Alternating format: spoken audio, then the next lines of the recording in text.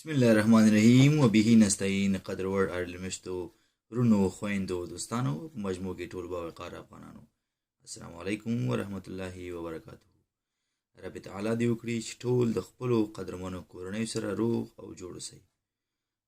عزیزانو لکه څنګه چې خبر یاست ايرلنډ هیواد یو ځل بیا احصایه یا سرشمېرنه کوي.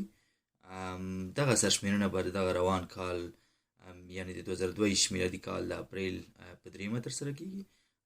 دا د مرکزی احصایي دفتر لپاره یو لوی کار او ټاسک دی. د سرشمېرنې په شپه په ايرلنډ هیواد کې د هر وګړي شمیرل شامل شي. د سرشمېرنې په اړه د پوهاوي د لوړولو او اعظمي کولو لپاره د احصایي مرکزی دفتر زموږ استاد شورا سره رابطه کړې وه او غوښتنه یې وټینګار یې وکړ ترڅو موږ په خپل ميشتو افغانانو غږ وکړو چې حتما په سرشمېرنه کې برخه واخلي. عزتمندو افغانانو سرشمېرنه بلا ډېرې ګټې لري. د بیلګې په توګه یې وایم که چیرې تاسې ځانونه راجستره کړئ زموږ او ستاسو د اعتداد په بنا به زموږ او ستاسې مشکلاتو ته په هماغه اندازه ونډه ورکول کېږي او که تعداد مو زیات وي زموږ غوښتنې به په ډېر ډیجیټ ډول نظر کې نیول کېږي.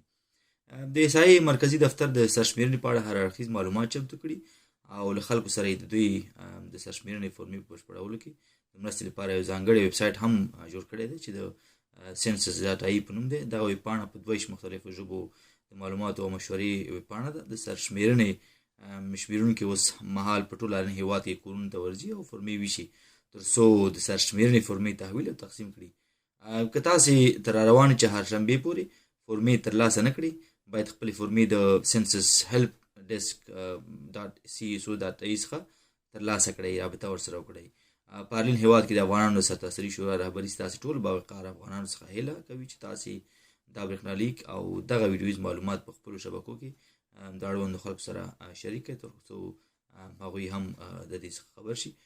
کومې فورمې چې تقسیم شوي دي پاڼې پکې ډېرې ښکاري خو خورا اسانه ده. کله چې ما هم ولیدله فکر مې کوو چې ډېره حده به سخته وي خو دغه فورمه چې کومې تقسیم شوي دغه د 12 کسانو دپاره دي، یعنې هره فورمه کې 12 کسانو ځای پر ځای کېږي او دغه فورمه اسانه ده. هر فی نفر ته فکر کوم 2 ورقې معلومات ورکول ضرور دي.